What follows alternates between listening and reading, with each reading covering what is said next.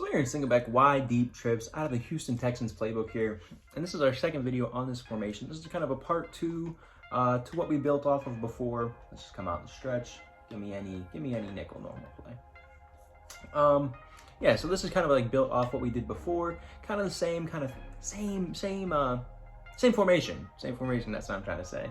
But this time we're going to be motioning this tight end, which is really why I like this formation a ton, because this tight end is, if I can get to him, 88 off the line of scrimmage.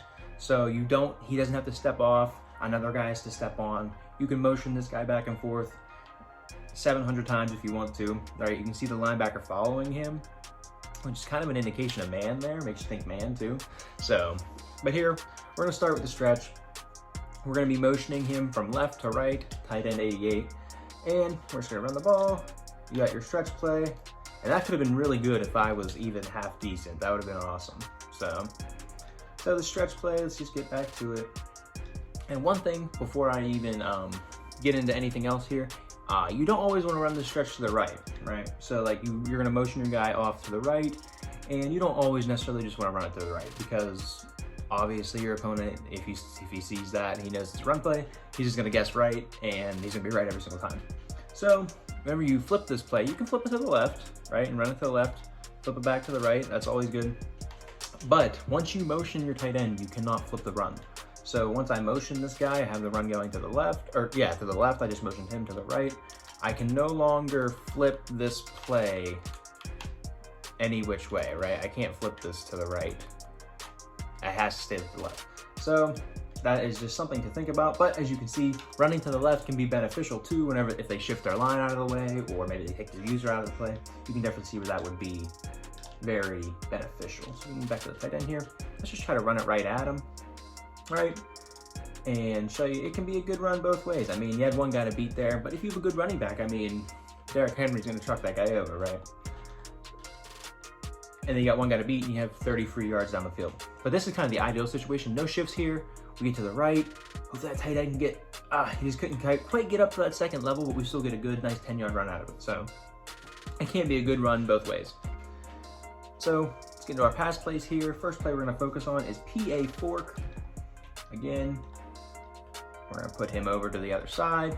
And all I'm gonna do with on this play is just streak him. Basically, we're gonna create a dig concept over here, kind of using the streak A to clear out the in route for the wide receiver on that side. But the main focus on this is the left side of the field. We give our play action. It's kind of like a Z spot, basically. Think of it as, yeah, so we're just gonna run the play here, and we're gonna get marked because they send engage 8. So that's where we're at. That's where we're at with that. Set that up again. I mean, you can streak him before or after. Motion, just the run play. You can't audible after. So you get your play action there. And I actually, yeah, I mean, you could, if I would have possession caught that, that'd have been a catch. Let's actually just see what happened there. Let's kind of just see. Yeah, so they rotate into, looks like a cover 3 match there. You can see the corner kind of matching the receiver there. But you can't actually fit that in there. The tight end did beat his guy on the street. So something there. Not really what we're trying to create, but a little off thing of it. And also this Dorset route here, see how he kind of goes in? It's a really good man beater as well because of that little angle in kind of funky route. So boom. That's crunch, that's really good there. That's what you want to see. Halftime. Just want to take a second to remind you guys to like the video and subscribe to the channel if you are enjoying. I upload every single Sunday, Monday, Wednesday, and Friday with new schemes and ways to make you better at the game. So let's get right back to the video. And yeah, I'll definitely have the first part to this posted on the channel, linked in the description. You can go check it out there. Yeah, a really good scheme. Stick in the pocket, and I mean, you can see he's just, that's a linebacker on that singleton on him, I believe, and he's cooking him every single time. And that's pretty much just because of the formation he's in right now.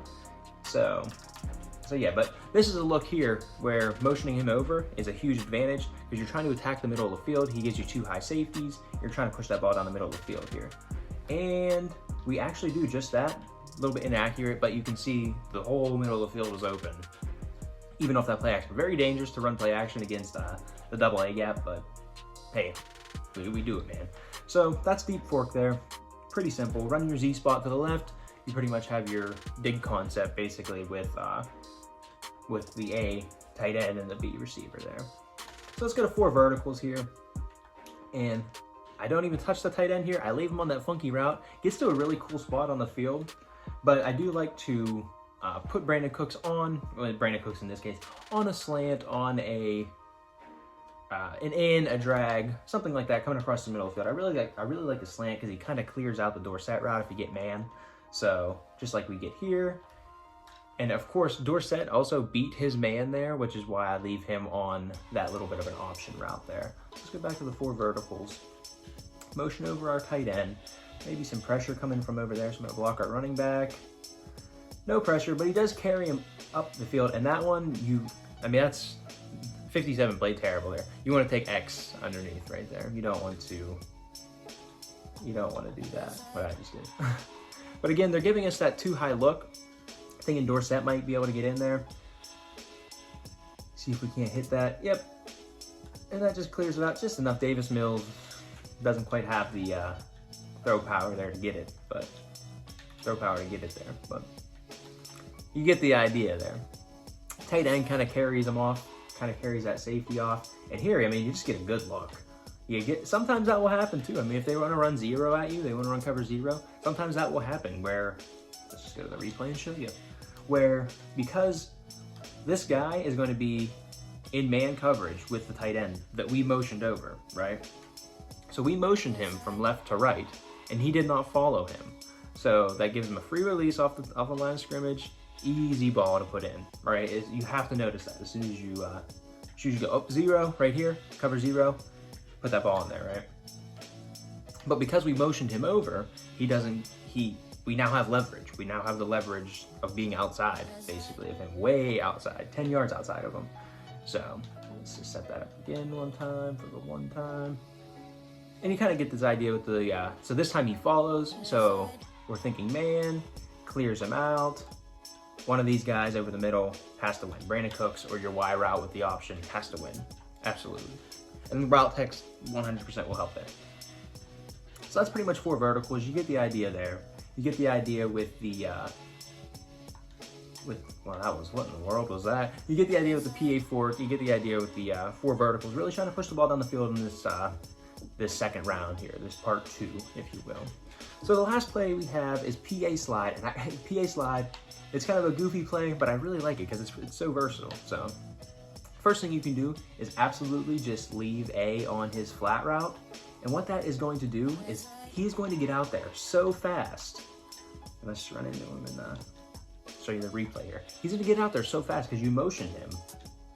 Like he doesn't have, usually he would have to come the whole way across whenever you're doing play action. But he kind of takes like a second to go, but then he just fires out there and pulls down this linebacker. Looks like we might have got man there. I'm not even sure. Maybe like a cover 3. Looks like he's playing hard flats maybe. But I mean, that opens it up very easily for the receiver coming across the middle of the field. So I really like that. And here they bring down this guy. So this is definitely a look. Whenever they play 0 like that, you want to get him out there quick. And I mean, he's in everybody. Everybody's in trail. Everybody's trailing. So, and that's just because of the motion. Especially if you run this with the other scheme, your opponent won't know what you're doing. They won't be able to know what you're doing. So you're going to throw motion in there. Are you not going to throw motion in there? Here, I mean, and then he gets out there, he stops. You can always pick up 4 or 5 on the check down, right? Awesome route. Love doing that with putting him in the flat. But this is actually a really good look here. Again, 2 high safeties. Middle of the field is wide open. I'm gonna put him on a streak here. Maybe you've been putting him to the flat. You're trying to get them to play hard flats. Maybe they finally do. And you throw your tight end in here. Of course, they run man. But that Y route should beat man coming across the middle of the field. Especially if you have route tech, things like that. And of course, you have the double move on the outside with Brandon Cooks as well. So if you can hold on to the ball long enough, that's gonna cook man as well. But here they drop down again, and we'll just try to show you. Brandon Cooks, if you saw over there, he did beat his man.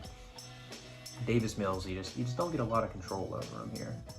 You don't get a lot of control over what Davis Mills can do. So we'll try it again, and then of course you have the B coming back to you if you need.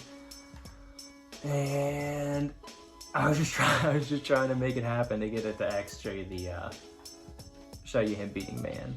But you know what? Let's actually just, let's just show you the X route beating man. Just because, and of course it doesn't, they don't play it this time, but even against zone, he fit it in there, so. Yeah, this is a really nice little scheme here, especially out of a single back formation that you really wouldn't think you can push the ball down the field. You can absolutely push the ball down the field with this. So we'll streak him one more time here, even though it'd probably be better to leave him on a flat because that middle of the field's closed and it stays closed. And I mean, your tackle just gets wrecked. Your tackle gets wrecked. So if that keeps happening where your guy just gets looped, like almost every play, you're gonna have to, after you motion him, you're gonna have to cancel your play action if he keeps getting cooked. And here, finally, no sir, we don't get it. But he did beat his man. There's just like a purple there maybe or something like that. But that's pretty much the end of the video. Yeah, PA slide, 4 verticals, PA4. Really good stuff. Really nice scheme, kind of, and it's up to you really. I mean, to throw your opponent off with the run plays, kind of playing head games with them almost. You're playing mind games, trying to stay one step ahead of them. Makes it a little bit tough, but definitely fun if you can get it to work. So yeah, that's the end of the video. Hope you guys liked it. If you did, like and subscribe, all that good stuff. You know what to do. You watched videos before. So yeah, hope to see you in the next one. Peace.